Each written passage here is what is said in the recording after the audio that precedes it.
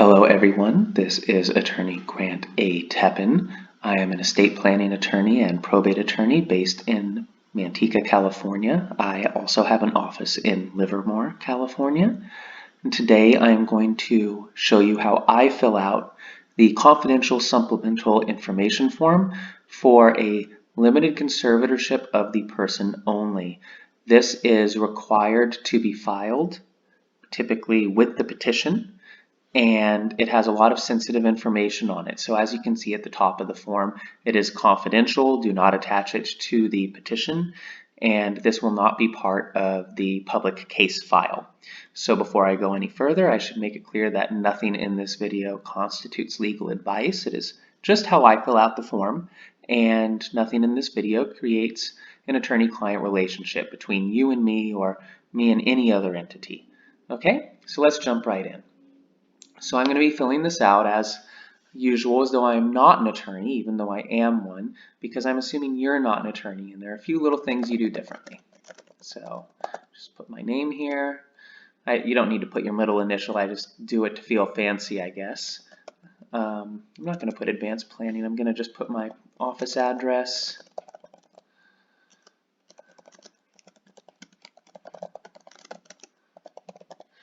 Put my office phone. You should put your residential home unless your office for some reason is better to reach you at, or some other address is better to reach you at. You should put your home phone number here too, unless maybe your cell is better. Fax is optional, email is optional.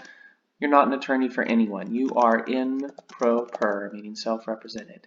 Superior Court of California, County of. Make sure you have the right court and the right address. You can find the correct probate court address for conservatorships, usually online or by calling your court. You'll know what county is correct based on the county, usually where the limited conservatee is domiciled, where they live. Okay, so for San Joaquin, you always go to 180 East Weber Avenue, Stockton, 95202, Main Courthouse. Conservatorship of, and I'm just going to make up John Smith, conservatorship of person, limited conservatorship. Since this is filed with the petition, they will write the case number on here when it is filed, so you can leave this blank. Same goes for hearing time, date, and department. You'll get all that when it is filed, and they'll put it on. The proposed conservatee, John Smith. I will make up a date of birth, 01/01/01. There we go. Social Security number, once again, I'll make one of those up. Just make sure you put the right number on here. The reason that you're providing this information is so the court investigator and the public defender or attorney for the proposed limited conservatee can do a background check on both the proposed conservatee and, on a separate form, the proposed conservator or conservators. They want to make sure there's no funny business, everything's on the up and up, that the proposed conservator and proposed conservatee are good matches. So, for a limited conservatorship of the person, you're going to want, or I would check, I should say, this box, the unable to provide for personal needs, because this is the standard that's going to be required to be met to establish a limited conservatorship. Basically, I need to show that the limited conservatee, the proposed limited conservatee, is unable to provide properly for his or her needs for physical health, food, clothing, and shelter. Specify in detail, enlarging upon the reasons stated in the petition. I'm usually pretty detailed in the petition. I typically do not enlarge upon the reasons unless there is particularly sensitive information, perhaps a history of abuse or something that's embarrassing or for some other reason should be kept out of the public eye. So if there's not enough space in this field, I typically would click specified in attachment 2. But I typically like to do this by telling the story from sunup to sundown, from waking up to going to bed, what is done for the proposed limited conservatee. So I would, for instance, in many cases, do something along the lines of proposed conservator cares for proposed conservatee to meet all of his needs for physical health, food, clothing, and shelter. Notice I'm using this language from above here because this is the language that the probate code wants to see you flesh out. They want to see you describe each of these points here. So I'll say I have a lot of autistic proposed conservatee. So proposed conservatee was born with severe autism and requires daily assistance in order to provide for his personal needs.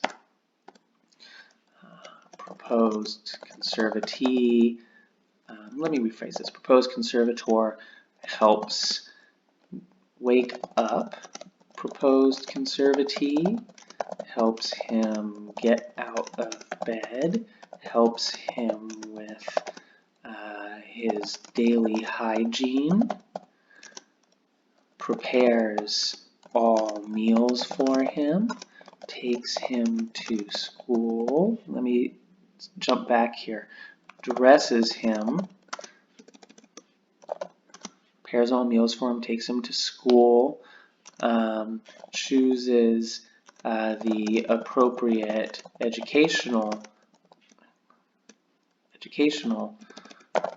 programs for him, picks him up from school, helps him take his medicine if there are medications. I end up with a lot that need to take it for seizures or anxiety, so I'll say helps him take his medicine for seizures, or let me rephrase, helps him take his anti-seizure medication, helps him deal with, maybe their emotional issues, his extreme anxiety and rage issues, helps him go to bed, and helps him settle down for bed at the end of the day. Proposed conservator also provides financial assistance for proposed conservatee, enabling him to have shelter. It is likely that proposed conservatee will continue to need such services, such assistance throughout his life and could not provide for his personal needs without such assistance from proposed conservator. Something along those lines. I get into a bit more detail on many of my cases, but this is not a bad template for me to start with and build from, okay? So then we go over to this next page. I would not worry about the unable to manage financial resources because this is a section that is basically about the limited conservatorship of the estate. So I just put a big fat NA there and I scroll down. Number 4, residence. Residence means the place usually described as home. Thank you, Judicial Council form. For example, owned real property or long-term rental. The proposed conservatee is located at, so this is where they are located currently as you're filling out this petition. 123 Main Street, Manteca, California. Just making this up as I go along. The proposed conservatee's residence is typically the same as in item 4A, but if their residence is different from where they're located at, I would click this box and fill this out. So then C, ability to live in residence. The proposed conservatee is, in most cases I deal with, the proposed conservatee is living in his or her residence and will continue to live there unless circumstances change. But there are these other two options. Will need to be moved after a conservator is appointed or other. And then I would, if those facts applied, I would create a Word document, or here it asks you to explain 4C3, but if it's too bulky to explain in 4C3, then I would attach it in a Word document. Now number 2, This is if the proposed conservatee is not living in his or her residence, but will return, will not return, or other. And then the supporting facts you'd squeeze into this box, or as I alluded to earlier, would be filled out in attachment 4C, which you could just do a Word document and slap it on there. Alternatives to conservatorship. For a limited conservatorship, typically it's pretty straightforward how I approach this. I kind of do a blunt instrument here, but it gets the job done. Okay, so how I do it is for voluntary acceptance, proposed limited conservatee requires someone to make medical decision. Let me do this: medical, residential, educational, and contractual decisions for him. These types of decisions require a limited conservatorship, and voluntary acceptance of assistance is not enough in these scenarios. Something like that. Now for these, with a limited conservator and a limited conservatorship, the limited conservatee typically has never had capacity. Remember, this is a developmentally disabled individual. So typically what I put here is that proposed limited conservatee has never had legal capacity and thus cannot execute legal documents. Copy, paste, copy, paste, copy, paste. I check these two boxes. And then for this last one, copy, paste. I'm sure there's a more elegant way that other practitioners do this, and I'd love to hear from them if they feel like watching this video and commenting, but for me, this has always worked. Services provided. This is where we're talking about what's gone down in the last year for the type of government services or social services or healthcare services that have been provided for the limited conservatee. So if there was a surgery or something out of the ordinary happened, you would definitely fill it out here, or I would definitely fill it out here, or explain in attachment 6A1 here. But how I usually do it, and is the case most of the time, I usually say they were provided routine checkups with doctor. Social services. If there is a social worker, something like that, I would fill this out. Typically not my experience, but it does pop up sometimes. State management assistance. If the proposed conservatee is receiving some sort of government benefit, for instance, and the proposed conservator is a assigned payee, I would mention this here. Or perhaps just, the daily stuff you usually don't have to worry about here, but if they're a beneficiary of a trust and there's a special needs trust, that can be mentioned here too. But to make life easy, I'm going to do was not provided. If petitioner has no knowledge of what social services, health services, and estate management assistance was provided to the proposed conservatee during the year before this petition was filed, then I would check this box.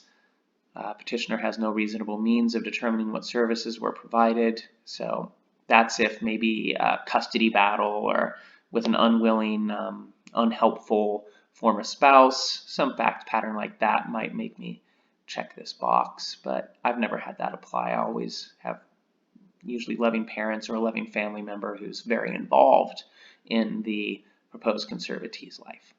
So supporting facts. Okay, so it's either all of these for everything that I filled out above are going to be either on the petitioner's own knowledge or in an affidavit or declaration by another person who is not the petitioner but is willing to swear under penalty of perjury in an affidavit or declaration that they would sign and would be attached as one of these attachments. I might Google, for instance, a affidavit or declaration template and make sure that it includes the language that The affidavit or declaration is sworn under penalty of perjury under the state laws of California. But typically, it's on petitioner's own knowledge all the way down. If for some reason one of the items we went through is not applicable, then I would check one of these boxes and I'd fill this out. So then after I had finished all of my attachments, I'd count how many pages I had attached and I'd fill that out here. Today I'm doing 0. And then as the petitioner, I would say, okay, it's the 18th of 2020. I am Grant A. Toeppen. That A makes it fancy. And then sign. Boom. And that's how I do Form GC-312, okay? And that is a confidential supplemental information form for basically the background information for the limited conservatee. I hope this has been helpful. Thanks so much.